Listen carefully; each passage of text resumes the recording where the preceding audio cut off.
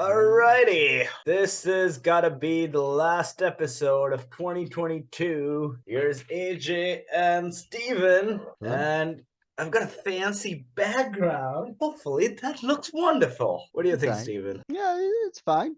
It works. Oh, this one. I guess it's momentous to mark what a shitty year 2022 has been. Out of all the years that have happened so far, it has definitely been one of them. Indeed. So we thought rather than doing our regular last week episode, we'll be recapping the major things that happened over the year, which has been a lot. The first one we've got is the Russia economic prospects going bad to terrible. Russia's full-scale invasion of Ukraine and Ukrainian resistance to that invasion remains the most significant international event of 2022. Steven, can you think of any bigger event? Do you think 2022 could have anything else? I don't know. Will Smith smacking the shit out of Chris Rock was Oh pretty yeah, big. that's a good Hollywood news. Oh, we should have covered it. I don't think we are. No, we're not. Back to it. Millions of Ukrainian refugees caused many men of military age left Russia. They were affected by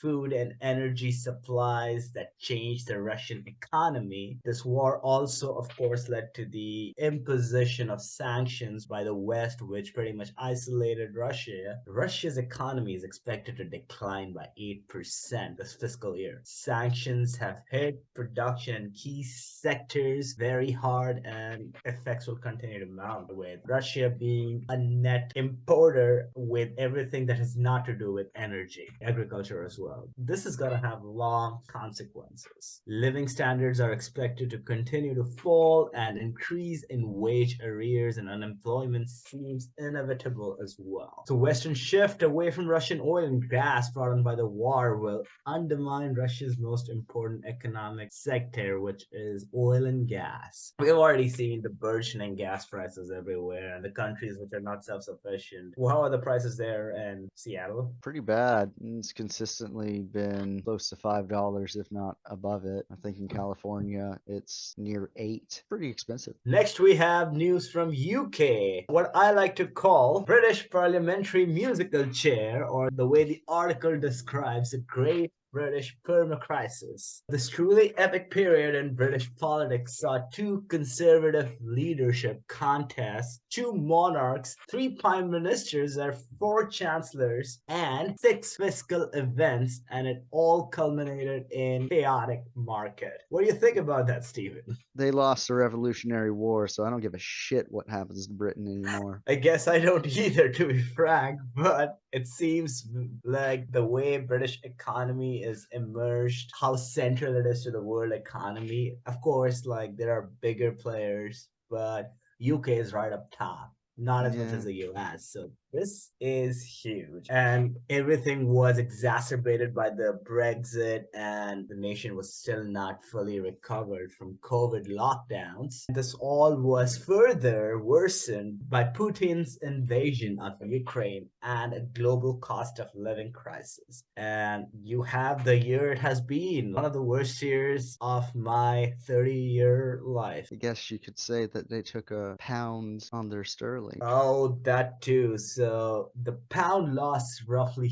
30% of its value against the dollar. After Boris Johnson left in May, there was a change in leadership. There was a tussle between Rishi Sunak and Liz Truss. Finally, with 57.4% of conservative MP votes, she won the office. But it did not last long, as some controversial decisions led to one of the worst economic periods in British modern history. She only lasted in power for 44 days, which is one of the shortest periods ever. And her successor then, Rishi Sunak, who was one of her fierce competitors during the Conservative elections when Boris resigned, he ended up becoming the first Hindu Prime Minister of UK on October 25th, 2022. This year also marked death of Queen Elizabeth. It has been a truly epic period, not in a positive epic for British politics. It doesn't seem it's gonna stop anytime soon. I'm excited. Take more of them down.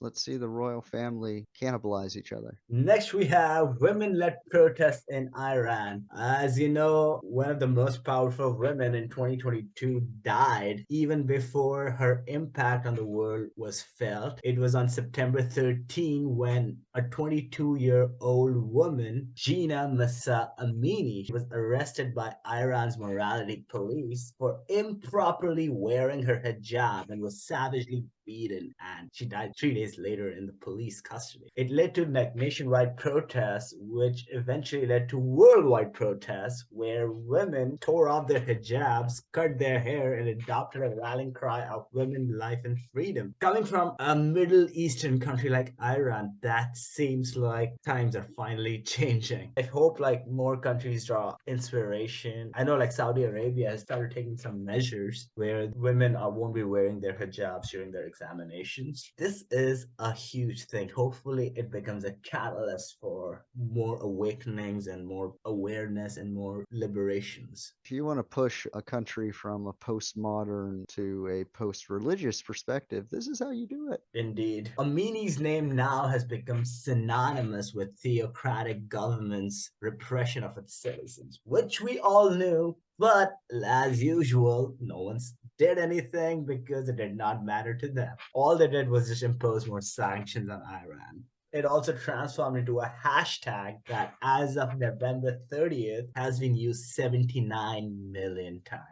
Imagine a victim whose name sparked a protest, a cultural revolution, an actual revolution for that sort. It is legendary. According to the Iran's Revolutionary Guard, officials say that some 300 people have been killed amid their crackdowns on the protests, although the UN Human Rights Council said it's closer to 500. I don't know, Steven. Doesn't really make the perception of 2022 any better. No, it's a tragic story that has led to an inspiring response, but it's unfortunate that we had to get here in the first place. Indeed. Next, we have zero COVID policy from China, or like I call it, zero COVID China, not so much. So China had one of the most difficult year till date under President Xi's rule, as it reeled from its zero COVID policy from months of enforcements that crushed economy, nationwide lockdowns, which were strictly enforced in China, like compared to the ones in US, which were hardly there. China had immense lockdown and they were stringent. Over the span of year, initially this pandemic policy was corralling the party's leadership and it was a trademark for how to handle COVID all over the world. Even though the lockdown wreaked havoc on the economy with the GDP shrinking by 2.6% in just 3 months till June, and unemployment hitting a record high nearly 20%. Think about it, China is an economy of over $20 trillion, shrinking of GDP by 2.6% in 3 months. That's huge. That's roughly 500 billion. They lost Unfathomable amounts of wealth. exactly. It's immense. But the costly lockdown actually led China to shift away from its zero tolerance approach. And on December 7th, the central government finally decided to not enforce the lockdowns anymore. And they allowed the residents to test and allowed them to isolate at home, effectively abandoning the zero COVID. For almost 3 years, China was the trademark of how to handle COVID, the death count compared to countries like US. It was the paragon of parties, enforcement of rules and regulation. But now the true scale of outbreak and deaths could deal a serious blow to the credibility of government that had justified years of painful restriction on the ground that they were necessary to save lives. Some studies have estimated China's abrupt and underprepared reopening has led to roughly 1 million deaths, close to COVID death toll of US. Seems like I still don't know what's the best way to handle COVID. Nothing seems to work. Whether you lock them down, whether you don't, COVID figures out a way to spread. When we're not a scientifically informed society and we're not a collaborative society, you're gonna have a really difficult time fighting any sort of disease. If we would have handled it with the same care that we do, say, Ebola, maybe it wouldn't have been what it became. However, we'll never know that because we didn't really take it that seriously. By the time we really even knew about it, it had already been in the US for probably close to a month. It's a difficult situation, and I definitely understand the comparison of China to the United States with the death tolls that we at least know about. But China's also a much higher number of citizens, so I will say that also reflects poorly on the United States. Indeed, the US only accounts for roughly 20% of China's population. So, yeah. Yeah. Moving on, there are parallels being drawn from the World Cup that happened this year at Qatar 2022, which became infamous for its human rights violation, with the similar issues that propped up during the World Cup in 1978 in Argentina. So, 44 years apart, similar story. The FIFA World Cup this year was plagued by gross oppression and human rights violation committed by Qatar's despotic ruling monarchy, including in the preparations of the game themselves, which required building from scratch all the facilities and stadiums and everything that had to do with World Cup. As you know, Qatar is not central to FIFA community and it's not that well integrated. So they pretty much had to build everything from scratch, starting from 2010 when they actually won the right to host the World Cup. It has been estimated by Amnesty International that roughly 15,000 migrant workers lost their lives and many more have suffered injuries, life-altering injuries, and most of these workers have been from South Asia. Ugh, I don't know, man. A massive amounts of money and sinister political forces, they pretty much wreaked havoc on one of the world's most popular games. We don't talk much about the negative side to capitalism, but this is a grand example. Sure, some people made some money, but at what human cost? How many lives were Immense. empowered versus destroyed to have a game of football? That's not to say that we shouldn't have sports and enjoy them and celebrate them on massive and ridiculous scales of wealth. But when it's all for the bottom line and we're cutting corners and not taking account people's welfare or safety, we can't be surprised when we see these types of reports on the other side. Shoot, even before the World Cup, we had these reports. It's not shocking, but it is shocking that nothing's probably going to be done about it. Yeah, there's already so much happening in the world and no one's doing anything about it. Hmm. How was this gonna be different? It's So a on great November question. 25th, while the World Cup was still underway, there were 27 declassified documents from the 1978 World Cup that was held in Argentina, made public by human rights organizations. Documents reveal a joint strategy of the military dictatorship and US imperialism to exploit the game in order to preserve Argentina's ruling political entity, which actually led to chaotic repressions, tortures in Argentina and throughout much of Latin America in the 1970s, which is touted as a bitter legacy of US imperialism's domination, still felt to this day. You know, all the Latin Americans people hate so much, it was all somehow connected. You know, like all the conservative tropes that have such hatred towards the Latin Americans. Oh It's, yeah, they blame them for it as if it was their decision to be exploited. yeah, exactly. It's really, really tragic that time and time again we get to add these sections to the long history of abuses of the United States. We abuse pretty much any migrant group that comes into us for cheap labor. That is the history of the United States. This is not surprising that we would encourage other countries to do the same thing. Hey, come on, don't forget about the slavery and civil war. Yeah, that was part of it. And we fought really hard to keep slavery. To keep slavery, yes. Yeah, Over to you, Stephen. Your turn. beautiful. Let's talk about why the world's on fire. Was it ever not? I don't know. No, this is a UN article discussing sort of the state of the world. One of the big issues this year that you've already mentioned has been the conflict in Ukraine and Russia. This affected global fuel and food prices, causing them to soar, and was considered a main contributing factor to projections of a global economic downturn. All of this in the shadow of COVID. A diplomacy highlight of the UN was the successful implementation of the Black Sea Grain Initiative. This allowed exports to resume from the Ukrainian ports back in July. It slowed the rise of the price of grains, cooking oils, fuel, and fertilizer across the world. By November, so July to November, more than 11 million tons of essential food stuffs had been shipped from Ukraine, and then food prices began to stabilize. Jumping over to Africa, UN peacekeepers in many of the countries have found themselves in harm's way while carrying out their role of protecting civilians from violence. In Mali, nearly every month saw an attack that killed or wounded peacekeepers. In the Democratic Republic of Congo, this country was riven by attacks from militant groups and intercommunal violence, which displaced thousands of people. Peacekeepers again making the ultimate sacrifice. Sudan began this year embroiled in political unrest following a military coup in 2021. Protesters against the regime continued to be targeted and killed. However, by December, a peace agreement was hailed between civilian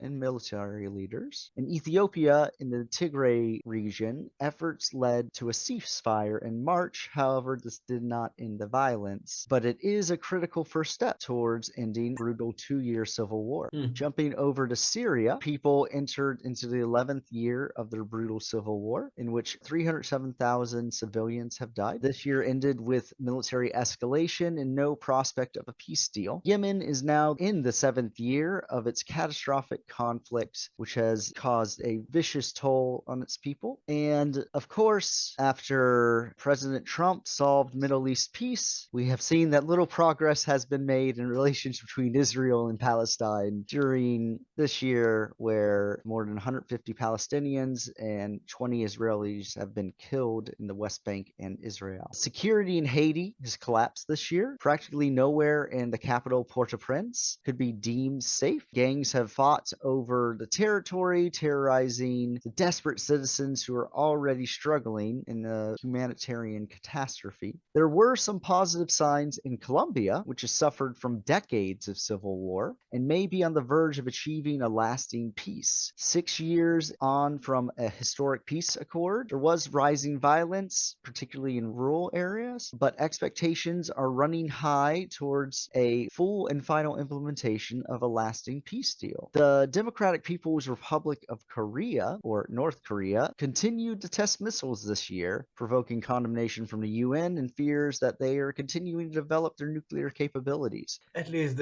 we know for sure they have nuclear weapons now. It's good to know. Yeah. They are saying that they have launched their largest and most powerful missile capable of reaching North America. North Korea has launched around 60 missiles so far. The tension continues there. The wider issue of peace is likely to be high on the agenda for next year when the UN chief Antonio Guterres delivers a new agenda for peace to the member states. What do you think about the current state of the world according to the United Nations, AJ? West is great. Everything happens in the Middle East nation, Southeast Asia, and Africa. That's pretty much where UN stands. Paint the rosy picture, the West being the savior of the world. Most of the issues, like, I can tie it back to colonialism eventually, but hey, we're not talking about the entire histories of genocides and whatever. Well, not yet. So, but state of the world, not great. Have there been worst years? Of course, we are living in one of the most peaceful periods in history, but things can be better. What are we willing to do about it? Agreed. Hopefully, we can continue to push for peace.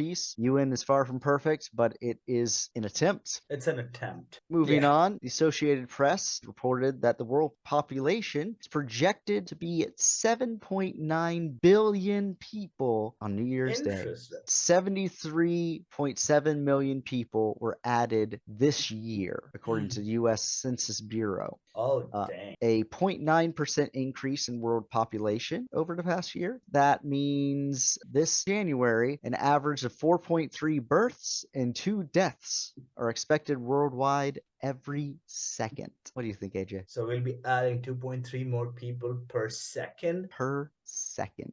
I don't know how to digest that. It's a lot. It is extreme. It is. I feel like in just our lifetime, we've seen it gone from 5 billion on up pretty quick. And I don't know when this ends, when we start to take population concerns seriously, but hopefully we can do it before problems become more ugly. There was this news I read that the population of the world is supposed to peak at 9 billion within the century, and then it's gonna start tapering off. I guess we still have a billion to go. Oh, yeah. We'll see where it goes. Yeah, free vasectomy for every man. It's not a bad idea. I support it. Me too. On to our next article, a little bit lighter, talking about CNN's highlighting of interesting stories, such as Airbus announcing on November 30th that they are developing a hydrogen-powered fuel cell that it will test on its A380, which is the world's biggest ever passenger plane. Test flights planned for 2026. The X-Pen flying car completed its first public test flight in Dubai in October.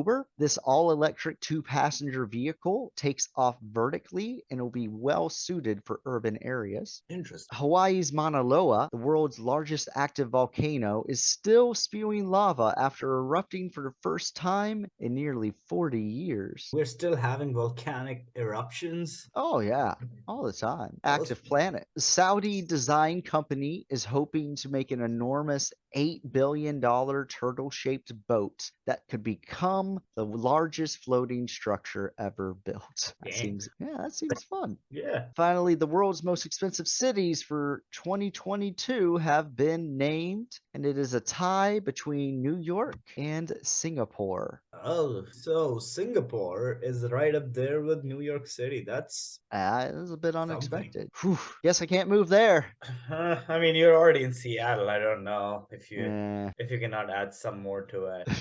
Add more rent. Moving on, Time magazine has named Ukrainian President Vodomir Zelensky and the Spirit of Ukraine as the 2022 Person of the Year. This award goes to an event or person deemed to have had the most influence on global events over the past 12 months. What do you think, AJ? It's unsurprising because it's truly, commendable. They are actually honoring the people of Ukraine who have all obviously faced a lot of issues over the past year. I cannot even imagine being in a war myself. But most of their lives have been uprooted. A lot of parents have been separated from their kids. Sense of security just does not exist in the face of that. Everything that the president has done, like almost all the world is siding with them. It's truly immense. Absolutely. Other finalists for this award included the protesters in Iran, China's leader Xi Jinping, and the U.S. Supreme Court. Those latter two are, well, I guess this isn't necessarily a good award, but I'm guessing it says the most influence on the global environment. Totally. So that kind of makes sense. Like US Supreme Court, they struck down Roe versus Wade.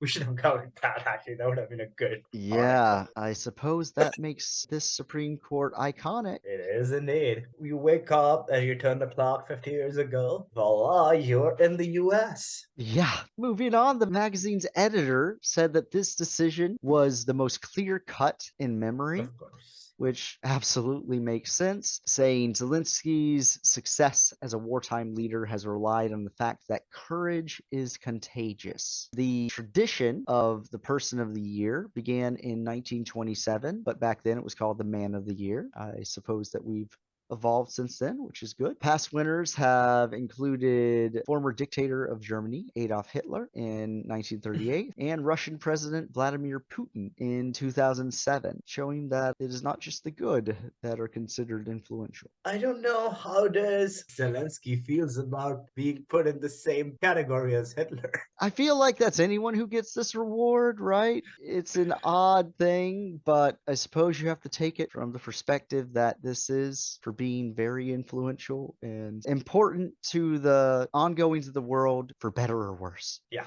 It's truly a magnificent achievement, though. Absolutely. Wrapping this one, we are going to talk about how the global state of democracy has weakened this year. Half of the democratic governments around the world are currently in decline, while authoritarian regimes are deepening their repression. The Stockholm-based International Institute for Democracy and Electoral Assistance, or International IDEA, produced this report. This decline comes as elected leaders face unprecedented challenges from Russia's war with Ukraine, cost of living crises, a looming global recession, and climate change. The number of backsliding countries, or those with the most severe democratic erosion, is at its peak. This includes the United States. How it could not. You have to take the brand of Murica across the globe. Land of the brave, land of the free. For now.